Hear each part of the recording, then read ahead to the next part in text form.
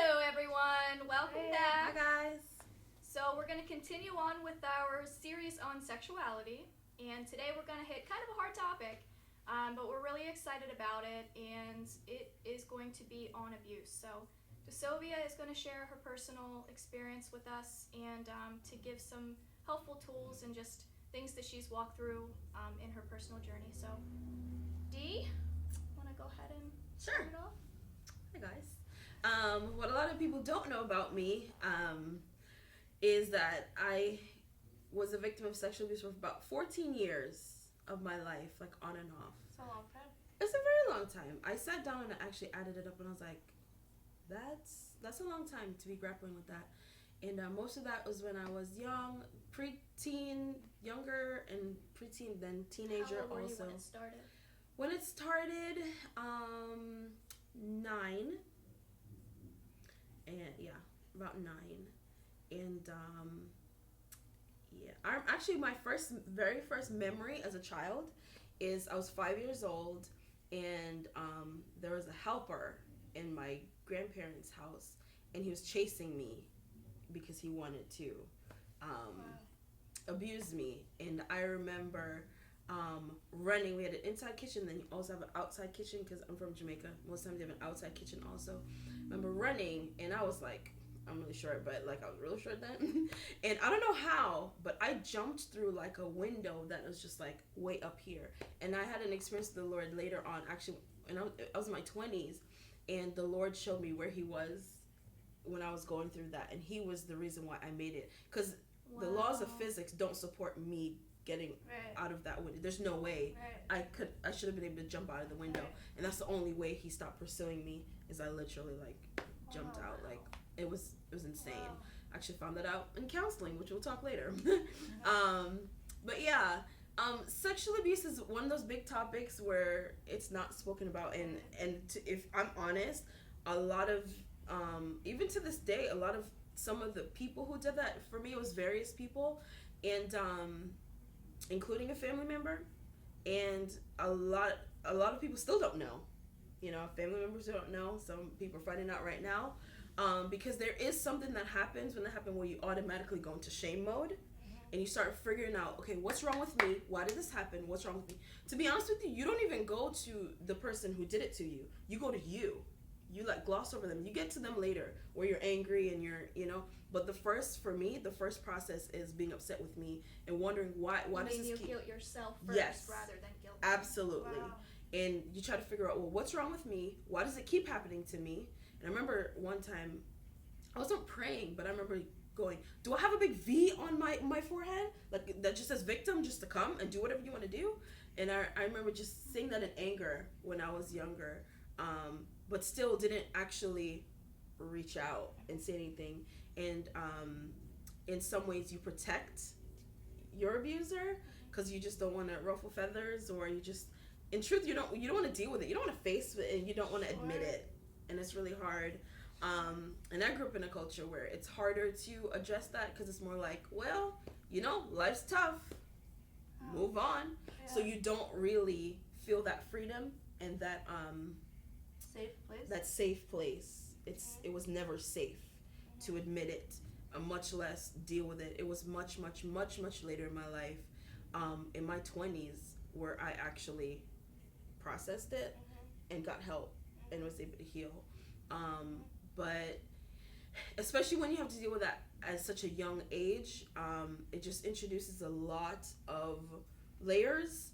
It happened to me pre-puberty, post-puberty.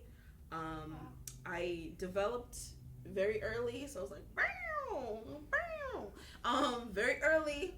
That is not an excuse for people to do what they want to do. But I did. I looked older than I was. And I don't know if that contributed towards it, but I'm just giving you facts of where I was at that time. And it's a really hard thing because you feel the shame of it, but then if it keeps happening, then it's just like you never... That wound just stays open, and you never get to a point where you can even get an escape from it. So you just feel trapped, and you feel lost, and you feel hurt and you feel that that you're not worth anything. Like this, I literally thought at one point in my life, I thought that this is why I am on the earth. I'm yeah. Wow. I'm just to be abused, and that's just what it is. Toughen up, you'll get through it. It's literally, I thought that, and that is awful. It's so the opposite of the truth. Right. But that's, I'm just being honest. Is how I felt for a lot of years, and I was like, well, some people are born into rich families, and some people get abused. That's just the way it is, you know. And then you get older, and you're like, even those people get abused also. It's one of those topics where like you'd be shocked how many people in your life have dealt with sexual abuse, and it's not a class problem. It's just all across the board, and it was just a lot of years of pain and confusion, and it's just so twisted. It's so demonic, and it introduces things even into your head before you're ready. Like a puberty child should not know anything about that, and then your body's, you know. I remember one time it happened and my body reacted because you can feel pleasure while someone is abusing you. So then that's a whole nother layer. Such a confusion. It's very confusing, and even though like you're crying for it to stop, but then there's a pleasure, and you're like, wow. who am I?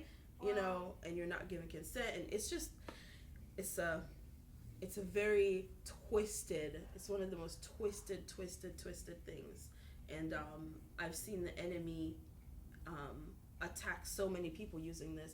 And you know, one of the biggest myths is that it's just women. A lot of men go through that. One of my abusers, I realized, I found out later on that he was abused. You know, so you know the enemy wants that pattern to continue, and it's pretty crazy. Yeah. When it first started happening, were you, number one, expecting somebody to step in and help or to notice that something was going on? And number two, were you angry with the people in your life that should have protected you? Yeah, it was one of those confusing things where you don't want anyone to know, but you want someone to know and step in and be that. You want someone to come in and rescue you, but the shame part of you is like, nobody can know. Like, you know, I always thought they're going to be mad at me if they know.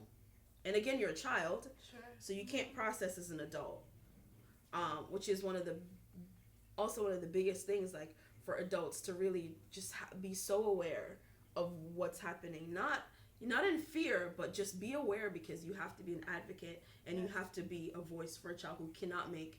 I was in the position to make the best decision for myself, so a lot of times I kept my mouth shut. Like, I just didn't say anything because I was like, well, I guess this is my norm. I just felt like it was my norm. But there was, you know, there's a lot of nights where you go to bed and you're scared. I remember being scared to go to bed. I remember being, you know, like, you know, you don't feel safe anywhere. You don't feel safe at church. You don't feel safe at school. You don't feel safe anywhere. And that's very confusing, because if that happens for years, that becomes normal, and then that fear is just normal. Yeah. And you don't know anything different from it. So it's not like you could be like, no, DeSovia, you know, 9-year-old DeSovia, that's not normal.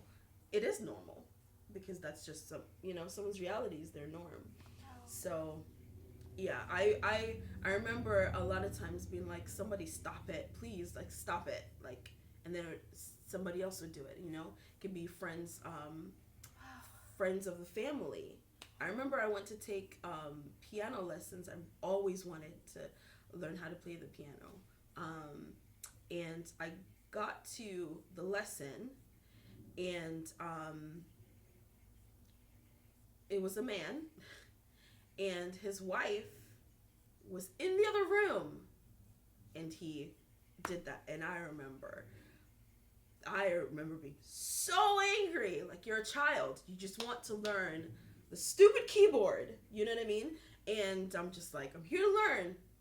And so nowhere was safe. Nothing was safe. I couldn't do a normal thing like learn how to play the piano. And I just remember it just being like, I think I was about 10 then, and I was just angry. And I remember having a lot of conflict with my family, like my siblings especially. They didn't understand me at all. And but you have to understand, like, when those things I don't know why I'm crying. When those things are happening, it forms your personality, and you're in so much pain, and you can't again, you're a child. You don't know how to, like, process it in a healthy way.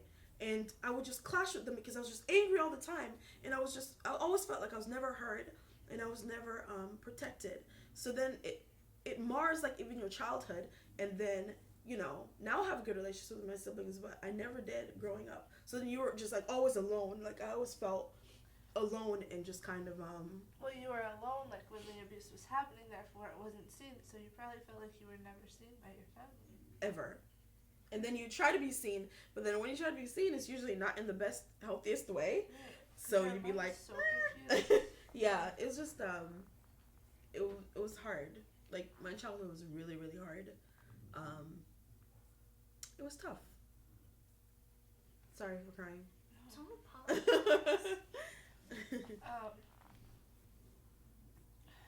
what did it look like to come out of it or to speak up the first time, knowing Wait. Yeah, what was the situation the first time that you brought it to light? Yeah. I accidentally told my sister, and I accidentally told my sister, and I regretted it the second it came out of my mouth, because she was like, "You have to tell our mom, or else I'm gonna tell." And I was like, "No!" I went into, like, panic mode. I was How just old like, were you then? I was 11, 10 or 11. I was 11, and Mother's Day. Mother's Day, and I had to tell her because my sister was gonna tell. And I told her, and I was just like, "Well, here goes nothing. I'm gonna tell, and it's normal. I'm not gonna really be heard. She's not gonna believe me. So whatever. Let's just get this over with." And I told her it was one particular one, and she believed me, and I was shocked. Wow. When I tell you I was shocked, shocked.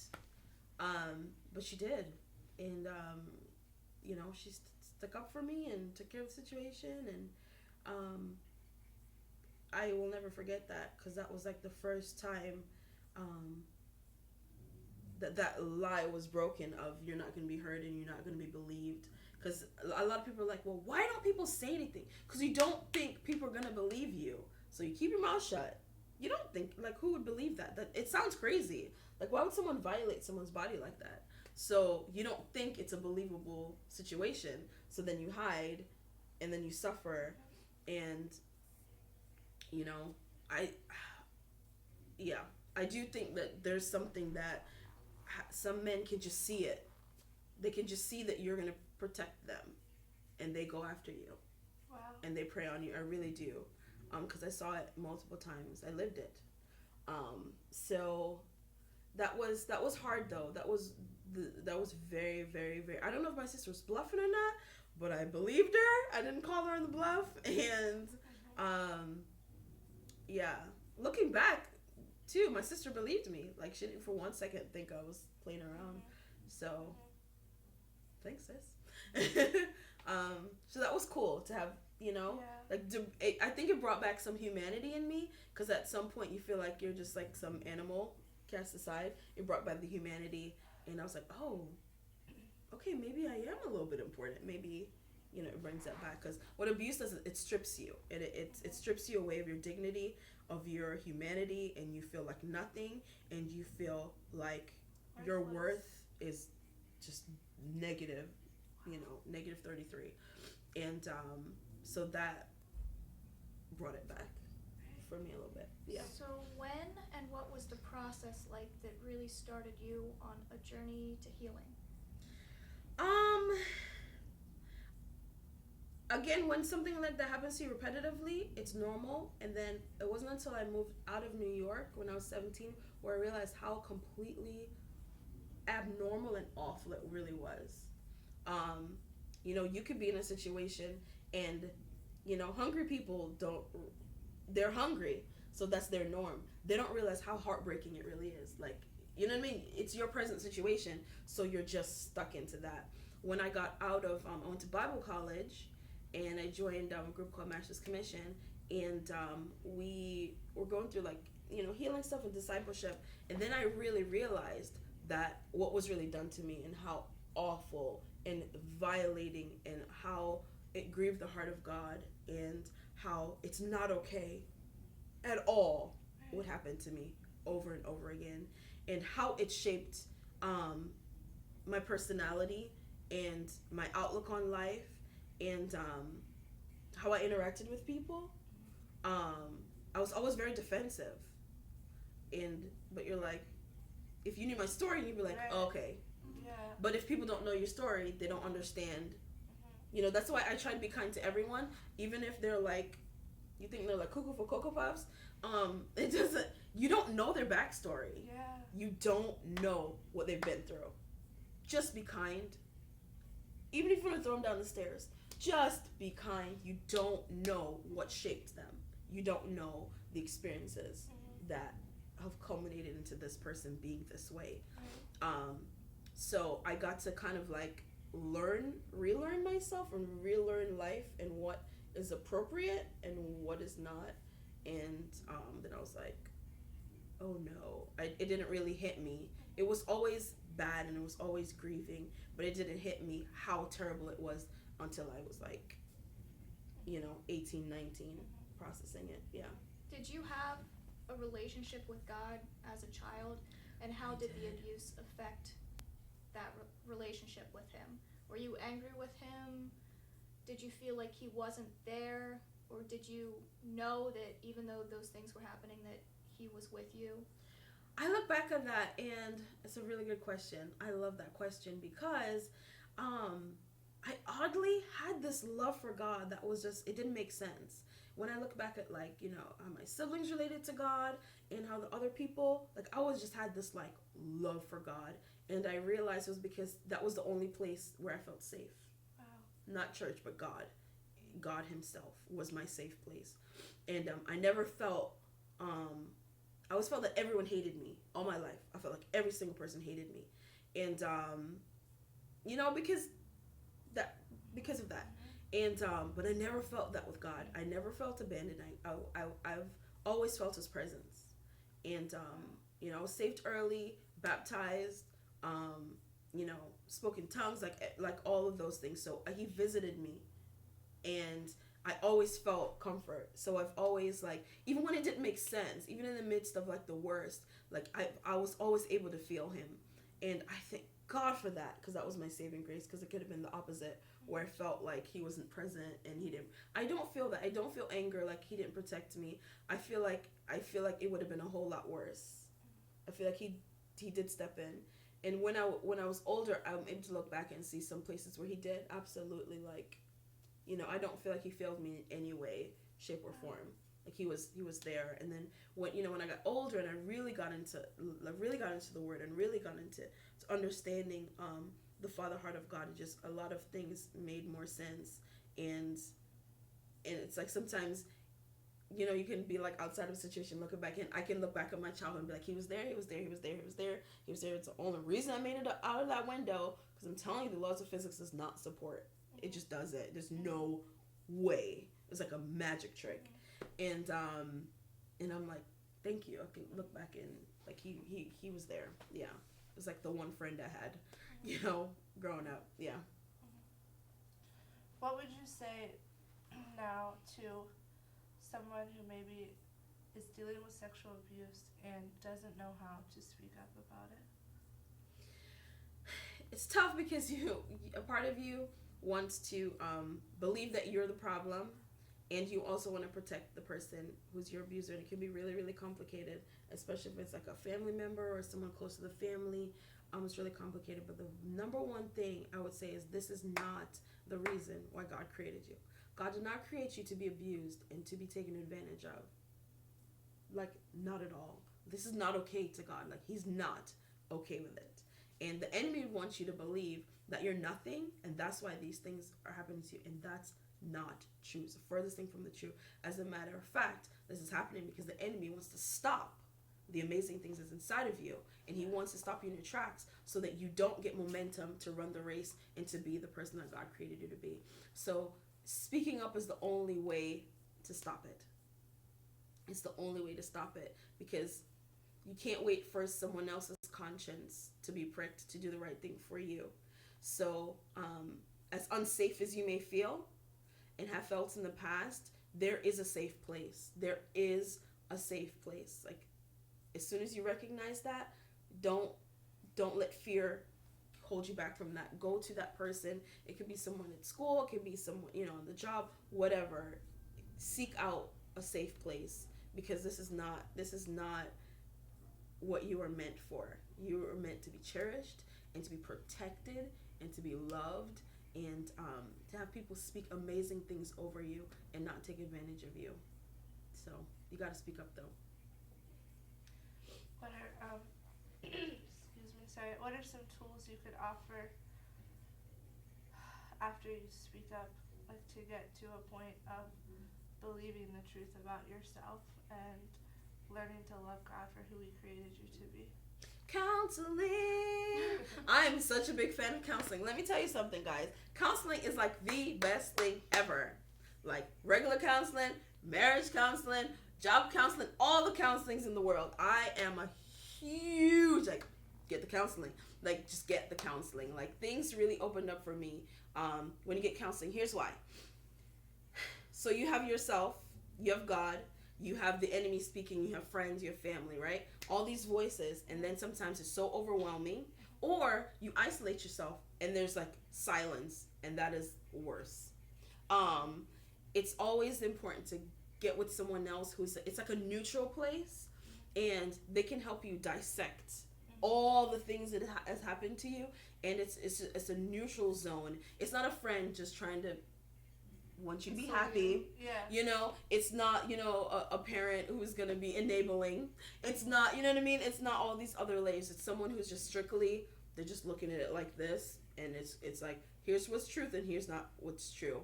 And I suggest a Christian counselor also, because, you could tell me that I'm going to come out of this all right. However, if you tell me the word and you give me scripture behind it, that's what I'm going to hold on to. I need something to grab onto. In the midst of the messy, it's going to bring you truth. Yes, I need something to sink my teeth into rather than you wishing me well. So it brings a whole nother layer. Who I went to, they had secular degrees, but they were Christians. Mm-hmm. So I had best of both worlds. Wonderful. Go to someone and talk it through. You can't process it all the way through, especially when you a lot of it happened when you were a child. To be honest, sometimes your mindset is still as that child. Wow. So you're not really processing it as a 33-year-old. You're processing it as that 8-year-old, and all those feelings are the feelings of an 8-year-old. You're not really processing it properly, or you're just not. So you need someone else to come alongside and go, DeSovia, no, that's, and to bring wisdom into the situation and practicality into the situation. For me, the Word of God to this day is something that sustains me. When I understand, and I can read Isaiah 43 that says, I've redeemed you, I've called you by your name, you are mine. When all my life I thought I was nothing. I did. I thought I was nothing. But then you hear the word and he's like, you're mine. Yeah. You can go to Psalms, and it's before you were formed in your mother's womb, I knew you. I know how many hairs is on your head. And you're like, oh my gosh, I have worth, I'm important. That's insane to me. You know what I mean? And I can go on and on and on about the 15 million scriptures that has gotten me through life. But the Word of God is a powerful weapon. It's so powerful. It's this army guys, and they grab their magazine and they stick it on and for me that's the word. It's just this never ending magazine of bullets, and it's just something that sustains me. Also, in one of our last ones, Cass was talking about triggers. I have triggers, and on a particle level, staying away from those things. What I watch, to be honest, what I wear, I'm always very covered up, And it's not because I'm fearful, but it's because I understand now when I'm older what men can go through, and I don't want to introduce that to them. What I listen to, what I watch, who I hang out with, what kind of conversations. You have to be careful that you don't put your self in a position where you're feeling like the victim again, and you're gonna get triggered and feel that way. I remember even like in my marriage, I have to be careful because sometimes I did get triggered, and it was like, well, bring it back, and you just have to be wise with it. But you have to surround yourself with wisdom in order to be able to even identify what would be a trigger and identify what you're supposed to stay away from, and also the enemy is gonna bring that back. So you also have to arm yourself and say, okay, I'm gonna put on the mind of Christ, because I don't want to get back to that place where I felt like I was just an animal that people could just do what they want to do to. So, but yeah, counseling. Talk to somebody. If you're a teen, go to your guidance counselor. Like, they can't say anything. You know what I mean? Like, it's safe there. You know what I mean? Like, talk to your doctor. Talk to somebody. Yeah. You're worth that. Yes. Yeah.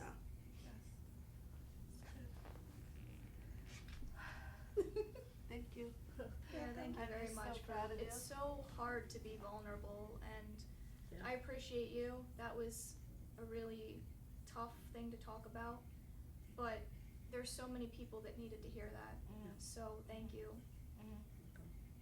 Another thing. May I add this? Please do. One more Yes. thing. I want to talk about forgiveness real quick, because it's important. Jesus requires it, and a lot of times I have a lot of reasons to be angry, even to this day. In the eyes of the world, I have a lot of reasons to hold on to anger and to hold on to, and want to seek vengeance. In the eyes of the world, I have various people I could do that to. However, forgiveness is the best thing you could do for yourself. A lot of times we look at a situation, we're like, well, they're not worthy of me forgiving them, but you are worthy of you forgiving them. We don't think about that, because forgiveness is something that holds me, like it holds me hostage to the situation. You know what unforgiveness does? It replays that hurt over and over and over and over and over again. You want to not have those bad dreams anymore? Forgive that person. You want to be able to feel safe again? Forgive that person, because then it's not going to be a constant reminder in your mind. To be honest with you, I've forgotten some of those experiences. Legit forgotten them. And I was like, oh, that happened. Even that situation with the piano teacher, I just remembered that the other day. Just remembered. I was like, oh yeah. It's insane what forgiveness can do. But forgiveness, again, is not so much about you fixing the issue. It's you fixing your heart, because that's all you can do. You can't fix the abuser's heart. You can't fix the situation. It happened already. However, you're responsible for how you process that. And that person, no matter how heinous what they did to you, they're still a human being, and they were still made by God, for God, and they're still beloved of God, and you have to forgive them, because they're beautiful in the eyes of the Lord, no matter how harsh their sin was. And it is my responsibility as one who follows God to follow Jesus, who says I have to forgive. 70 times 7, I have to forgive. Infinity, I have to forgive. And forgiveness, honestly, that's when my path to healing started. With some of the ones that were harder, that's when it started, because I was like, okay, if I can release that, and then I can get to a place where it's not constantly in my head. And also, I had to learn to forgive myself, because I felt like I didn't protect myself, and I didn't do a good job, even though I couldn't have done it. Like, looking back now, I couldn't have. But you have to forgive yourself. You are not the cause of this, and it was something that was done to you and against you, and you have to forgive yourself, and you have to forgive the person or persons that did this to you. It's huge, and we have to remember that it is for freedom that Christ has set us free. And if we're not walking in forgiveness, we're not free. So I would just encourage you to get to a place where you're able to forgive. And just real quick to add on to that, forgiveness is a process too. It doesn't happen right away. It might happen right away, but typically it doesn't. Typically, Yeah, you have it is a process. you have to be intentional about nope, I'm not going to choose to think about this anymore. That person is forgiven. I'm forgiving myself. I'm moving on.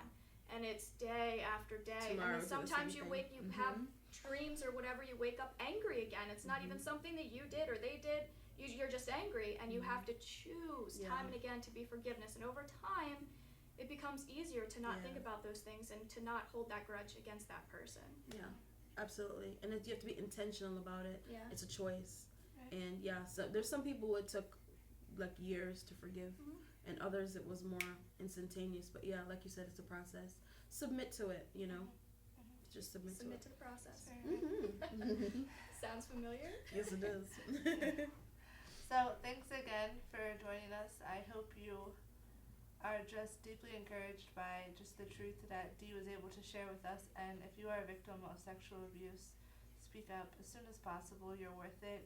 You were created for so much more. You have gifts inside of you that God is delighted that you have, and He wants to just bring freedom to your life in so many areas. So thanks again. And next week we will have a woman named Rebecca Halton with us. She is an author, and she's going to be sharing her a story of adultery with us. So come back, and we're just going to keep going after sexuality, but we're kind of turning the pages and going into how it affects marriages. Yep. We'll see you then. Bye, guys.